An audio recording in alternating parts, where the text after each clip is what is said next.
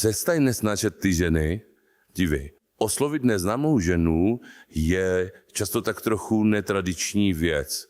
Často jí to trochu překvapí, při nejhorším i trošku lekne. Možná z toho bude v prvních vteřinách trošičku nervózní. Možná bude trošičku podezíravá. A my jako baliči si s tím musíme umět poradit, musíme to dokonce předpokládat a mít pro takové superčasté situace konkrétní protokoly, jak se s tím leknutím ženy poradit, jak snížit její nervozitu, jak snížit její podezíravost. Pokud z tebe ta žena vycítí jakoukoliv maličkou nenávist k ženám nebo jakýkoliv sarkazmus, že to s ní nemyslíš opravdu dobře, kvůli té nedůvěře rychle odejde. Tohle je faktor, který ti ty oslovení pokazí skoro jako nic jiného. Protože každá maličká nenávist vůči ženám ty oslovení kazí, balič se musí naučit mít ty ženy opravdu rád. Ne tak trochu rád, ne získat k nim konečně nějaký neutrální vztah, ale ideálně, a samozřejmě nejde to hned, ale postupně, ideálně vyzařovat opravdu velkou, upřímnou laskavost. Začít ty ženy mít opravdu co nejvíce rád. A když tu ženu oslovíš vřele, 0 stresu, 0 agrese, vyvoláš mnohem větší důvěru a za pár hodin mnohem častěji skoruješ. Jenže kurzy svádění zajímají hlavně muže, kteří se v tom chtějí zlepšit. A mnozí, tak jako kdysi já, byli motivováni bolestivým nezájmem od žen. A když se někde, třeba i na internetu, sejde hodně hlavně odmítnutých mužů, hrozí, že ty své problémy začneme svádět na ženy. Že prý mají moc sebevědomí ze sociálních sítí, že jsou moc vybíravé, že jsou moc nevěrné. Já na to teďka ani po 16 letech v každodenním svádění nemám nějaký hodně vyhraněný názor. Já vlastně nevím, který důvod přesně je první, který důvod je pátý. Tohle jsou všechno takové odhady, takové různé hypotézy.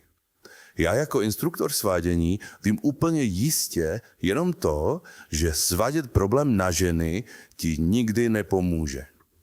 To je ta jediná jistota. Za něco třeba můžou holky, za něco můžou kluci, my ale ženy nezměníme. My můžeme změnit jenom sebe. A tam proto musí směřovat úplně všechna naše pozornost. Proto my z toho ve StreetGame.cz nikdy neděláme nějakou sociologii. Nikdy neříkáme, kež by se vrátily staré časy, dneska už to není, co to bývalo. Zkrátka, je to, jak to je a nás teďka zajímá, jak si v té současné situaci co nejlépe poradit. Navrhuji teda 0% stěžování si na ženy a 100% každodenního streetování, opravdové akce venku, opravdového balení. Když tě totiž žena uvidí stěžovat si, třeba psát nějaké nenávistné komentáře na internet, nebo se jí i svěřovat s nějakýma svýma politickýma nápadama, tvá přitažlivost vždycky klesne. Tady tedy vůbec nejde o to, které názory jsou správné. To já se vůbec neodvažuji hádat. Tady jde jenom o to, které názory jsou atraktivní. A v tom jsem mistr. My třeba v programu Přirozeně přitažliví, našem dlouhodobém online coachingu, pravidelně zveřejňujeme balící hlášky týdně. A jednou z těch technik dokonce je demonstrace přitažlivého názoru. A v rámci té techniky my schválně před ženami zastáváme přesně tu pozici, kterou by zastával ten nejatraktivnější člověk. A ne, že tu ženu přesvědčujeme o té atraktivní pozici. Jenom krátce, často jednou větou, ukážeme přitažlivý mindset.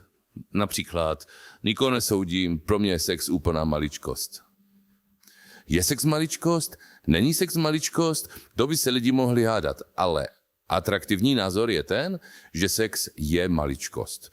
A ty musíš před ženou ukazovat ty atraktivní názory a ideálně co nejrychleji ty atraktivní názory doopravdy získat. Jo, to přestíhání moc dlouho nevydrží. To je fakt takový úplný začátek na prvních pár streetů, ale dlouhodobě je potřeba získat ten atraktivní mindset.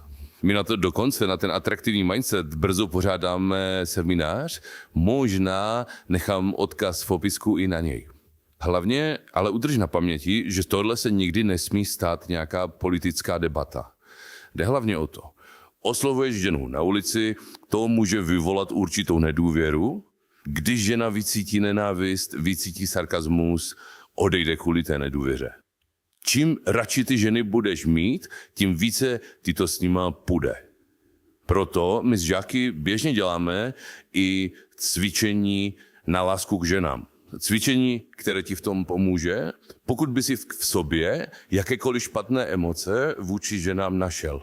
A to je velmi časté, ale spíše právě u nebaličů. V popisku tedy nechám odkaz přímo na cvičení, které z tebe lepšího baliče udělá, to znamená pomůže ti mít ženy ještě radši, což ti potom přinese za prvé samozřejmě klidnější, spokojnější život, bez nějaké nenávisti a za druhé i větší výsledky při oslovování žen.